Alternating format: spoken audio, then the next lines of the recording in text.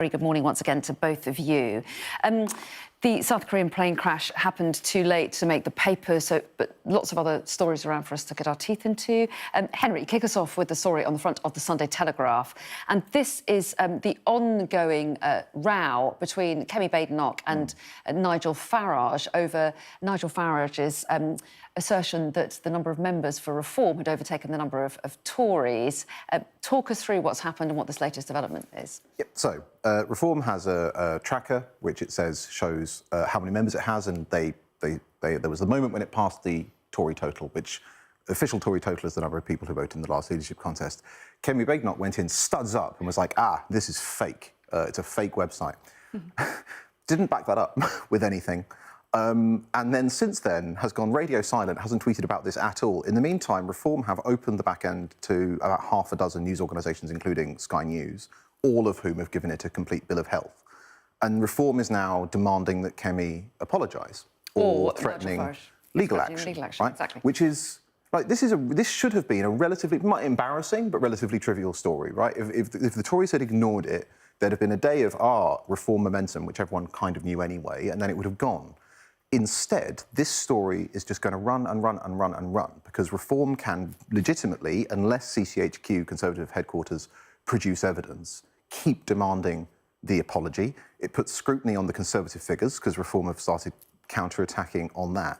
And given that Kemi is a very combative individual, doesn't like backing down, there's potential that this story could just keep going. And the problem for her is, because she hasn't got a policy project yet, Kemi's entire leadership pitch is based on her skills as a communicator, as a parliamentary performer. That's most of the job of the Leader of the Opposition. If she's turning small bad stories into big bad stories, that's way worse than being passive, which is the charge that's normally thrown at her. That is negative value news management, and that's going to make Tory MPs very uneasy. And tell us what the Telegraph is saying, Ava, here. This is about her tweets, can we still call them tweets when they're on X? Posts on X about this subject. They're now getting the kind of community notices regarding them, kind of flagging them. So essentially what that is a community note is where multiple users of the site can correct information that's in a viral tweet. And that's been slapped onto Kemi Badenoch's post, where she calls out Nigel Farage and says that it's total rubbish. It's, where she says that the back end actually doesn't add up and the numbers are total rubbish and it's just a ticker. And Elon Musk obviously owns the site. He is friendly with Nigel Farage. He said that he, will potentially donate a significant sum of money to Reform if he's allowed to under the Electoral Commission's rules.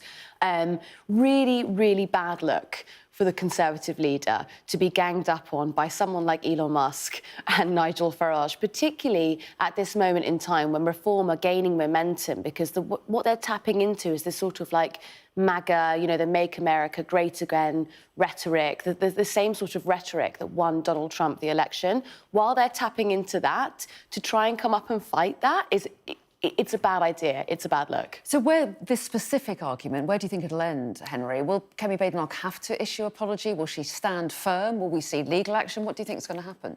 Well, I think there's always an outside chance that CCHQ have a smoking gun. At this point, it's extremely unlikely, but can't rule it out.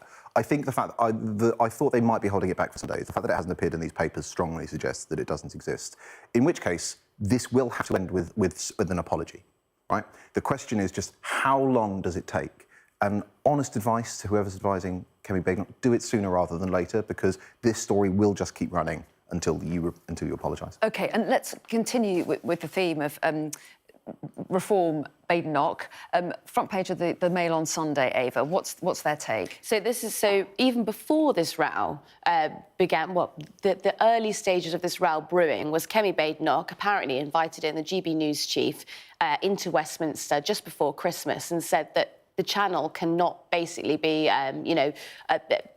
just blasting Kemi Badenoch. And she says that too many of her critics are allowed to air their views on her, and she wants to see a change. I mean, we can debate to the end of time about whether the morality of that, about whether you should be bringing in news broadcasters to correct them on their coverage. But I mean, we do know it all happens. We've all seen the thick of it, and we all know how Alistair Campbell did and didn't act during the Blair years. So we do know it goes on.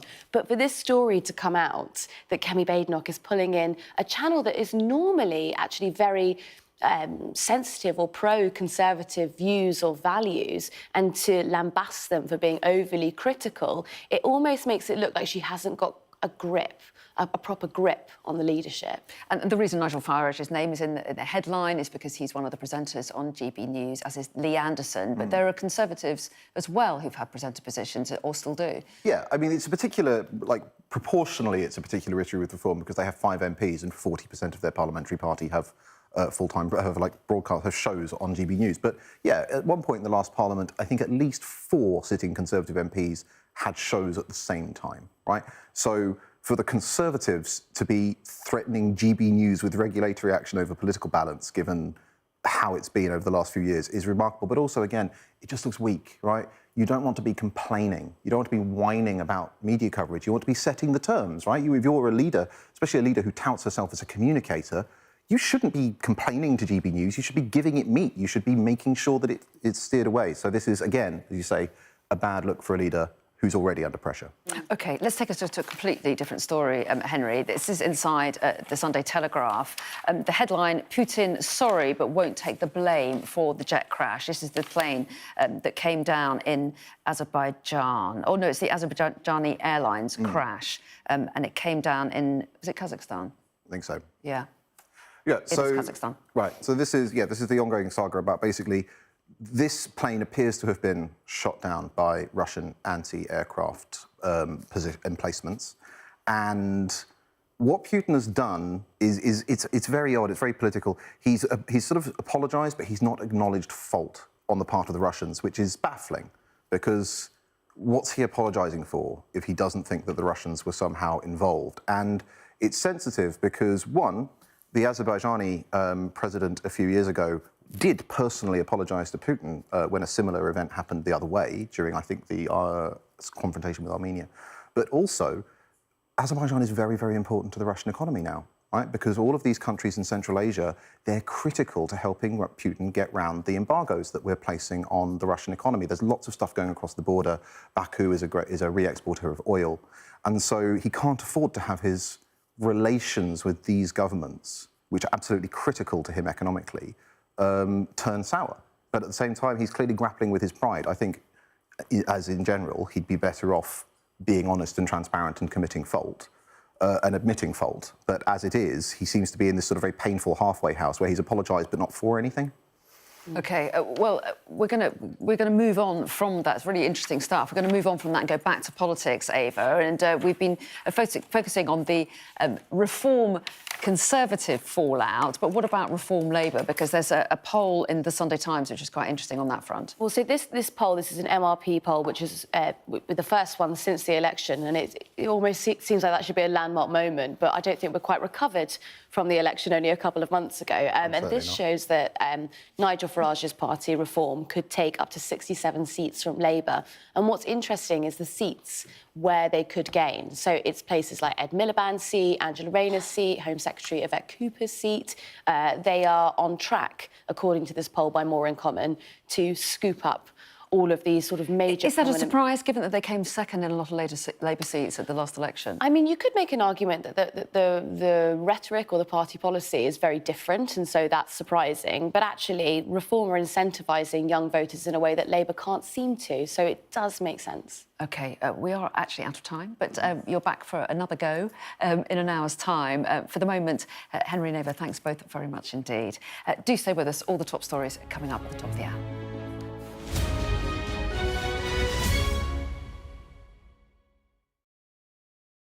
Weeknights on Sky News. This is your chance. Tell